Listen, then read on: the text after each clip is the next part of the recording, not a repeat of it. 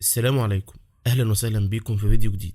شركة فيفو اعلنت عن 3 موبايلات ليها في الفئة الاقتصادية. من ايام كنت عملت فيديو عن الواي 20، تقدر تشوفه من الرابط في الوصف او من الاي اللي هتظهر فوق ان شاء الله. النهارده بقى معانا الموبايل الاوسط فيهم وهو فيفو واي 12 اس. هنشوف مواصفاته ومميزاته وعيوبه، وبعد الفيديو ده ان شاء الله هنعمل فيديو للموبايل الاصغر. بس قبل ما نبدا الفيديو ده ما تنساش تعمل لايك للفيديو لو عجبك، ولو جديد معانا اشترك في القناة وفعل الجرس عشان يوصلك كل جديد ان شاء الله.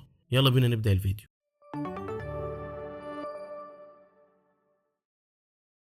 نبدأ بتصميم الموبايل. نقطة التصميم هنا محسومة في الموبايل. الموبايل بيجي بتصميم شيك جدا في فئته السعرية. هقول لك سعر الموبايل في أول الفيديو عشان تبقى عارف معايا بنتكلم عن مواصفات مقابل سعر قد إيه. سعر الموبايل ده 2350 جنيه مصري، وده هتاخده مقابل 32 جيجا مع 3 جيجا رام. تصميم الموبايل ده شيك جدا. الموبايل بيجي بخامات من البلاستيك، لكن زي ما احنا شايفين في الفيديو كده تصميم الموبايل من حلاوته أشبه بالزجاج، خصوصا مع اللمعان اللي في الظهر ده. كمان مع تصميم الكاميرات في المستطيل الطولي بتاعها، واللي تبان معاك إنها ثلاثية لكن هي في الحقيقة 2. أما شكل الكاميرا التالتة ده منظر بس عشان تدي شكل حلو للموبايل، خصوصا من ناحيه الكاميرا، مع العلم ان هي مش شكل كاميرا حتى، ده شكل دايره كده. هتلاقي من تحت الكاميرا بالطول الشريط اللي فيه شعار موبايل اللي هو فيفو. وزن الموبايل وابعاده اللي هتظهر على الشاشه كويسين جدا، بتخليه مريح في الايد سواء كان من مسكه الموبايل او من الاحساس بوزنه في ايدك. تصميم الموبايل واضح جدا انه ممتاز وهيعجبك. لو شفنا الموبايل ده من اليمين هنلاقي زراير التحكم في الصوت، ومن تحتهم زرار الباور المدمج فيه البصمه. الزراير ممتازه واحساس الضغط عليهم كويس ما عدا زرار الباور، مش حاسس انه كويس كده زي باقي الزراير، ويمكن عشان البصمه مدمجه فيه هي اللي بتخليني احس بالاحساس ده. من فوق بقى مش هتلاقي اي حاجه زي المايك مثلا. من الجنب الشمال كده هنلاقي مدخل الشريحه اللي بيدعم تركيب شريحتين اتصال وميموري خارجي بمنفذ منفصل، ومن تحت بقى من اليمين للشمال هنلاقي منفذ الصوت بتاع السماعات الخارجيه. بعد كده منفذ الشحن اللي بيجي للاسف من نوع مايكرو يو اس بي القديم، وبعد كده معانا المايك الخارجي الاحادي، واخيرا منفذ ال 3.5 ملم عشان سماعات الهاند فري. تصميم الموبايل ككل فوق الممتاز، ومع اللون الاسود ده او اللون الازرق التاني بتاعه هيخليك تحس انك ماسك موبايل عالي مش موبايل في الفئه الاقتصاديه دي. فيفو في الفئه دي بتنجح ان هي تقدم لك موبايلات شيك، ومش هتحس ان هي في الفئه السعريه دي، لانه ببساطه يكاد يكون اشيك من كل موبايلات فئته تقريبا. من الاخر التصميم جميل جدا وهيعجبك زي ما قلت لك، عشان كده خليك عارف ان دي النقطه اللي شركه فيفو معتمد عليها اكتر في بيعها للموبايل.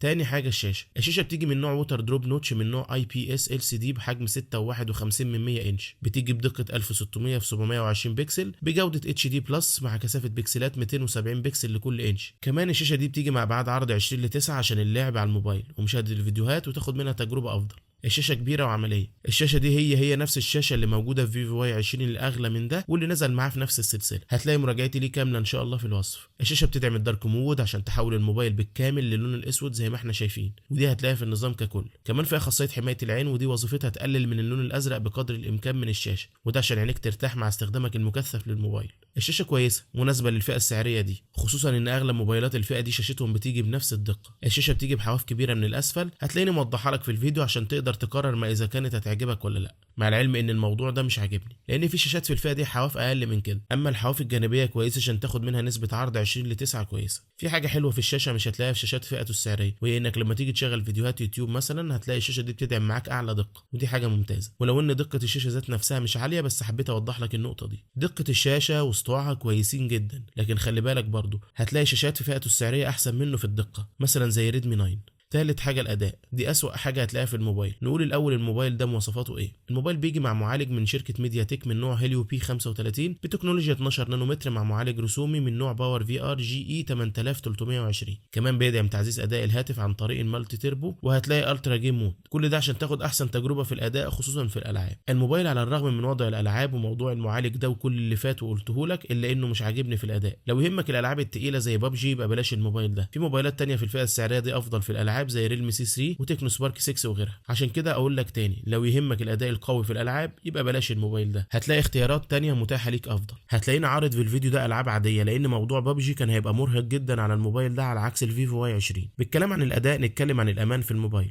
الموبايل بيجي ببصمه في زرار الباور سريعه جدا ويعتمد عليها، مجرد ما تلمسها هتلاقي الموبايل معاك فتح على طول. البصمه قويه جدا ويعتمد عليها بشكل يومي. كمان تقدر تفتح الموبايل ده ببصمه الوجه عن طريق الكاميرا الاماميه، وبرده البصمه سريعه جدا زي ما احنا شايفين على القفل على الشاشه، وسرعته كمان في الاستجابه. فيفو واي 12 اس بيجي مع نظام تشغيل اندرويد 10 مع واجهه فيفو فان تاتش الاحدث. الموبايل ده بيدعم معظم المستشعرات زي التسارع والتقارب والبوصله. كمان بيدعم راديو اف ام ومش بيدعم خاصيه الان اف سي.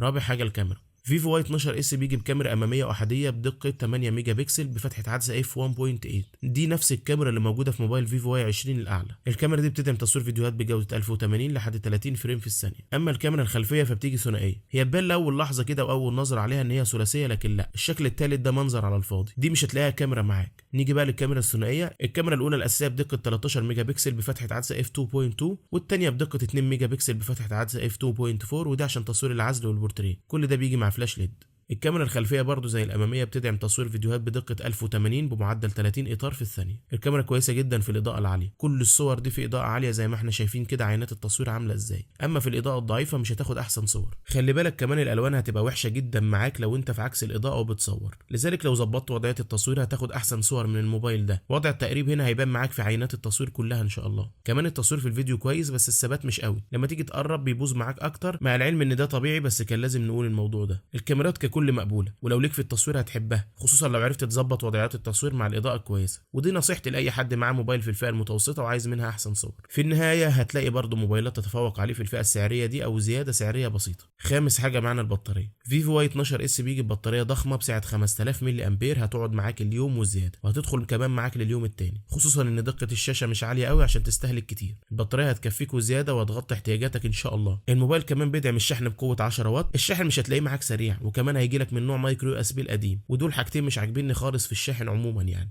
الموبايل ده بيدعم الشحن العكسي بقدره 5 واط عن طريق مايكرو اس بي. البطاريه هتبقى كويسه معاك، لكن موضوع الشحن ده هيزهقك شويه. التقييم والراي النهائي للموبايل. الموبايل ده بيجي بسعر 2350 جنيه مصري مقابل 32 جيجا و3 جيجا رام. هتاخد منه شكل جميل جدا على الرغم من خاماته البلاستيك. كمان هتاخد منه شاشه مقبوله وكاميرا مقبوله. هتاخد منه بطاريه فوق الممتازه، ولكن وخلي بالك من النقطه دي، هتاخد منه اداء سيء جدا وكاميرات مش قد كده، مع العلم ان هي مقبوله زي ما قلت لك. يعني لو حضرتك مش مهتم بموضوع الاداء القوي وكده يبقى الموبايل ده شغال معاك وهيعجبك. طيب في النهايه لو انت عايز تشتري، هل تحط الفلوس دي في الموبايل ده؟ الاجابه بكل بساطه لا. في اختيارات تانية افضل. لو عايز تعرفها ابعت لي في تعليق وان شاء الله ارد عليك، لان كل شخص بيستخدم الموبايل بمتطلبات واولويات خاصه بيه هو بس. دي كانت مراجعتي لكل حاجه عن الموبايل. استنوني ان شاء الله الفيديو الجاي مع مراجعه الاخر واحد في السلسله دي. لحد هنا اكون وصلت نهايه الفيديو. لو عجبك الفيديو ده ما تنساش تعمل لايك، ولو انت جديد معانا اشترك في القناه لان دعمك يهمني، وما تنساش تفعل الجرس عشان يوصلك كل جديد ان شاء الله. شكرا على 11000 مشترك. مع السلامه.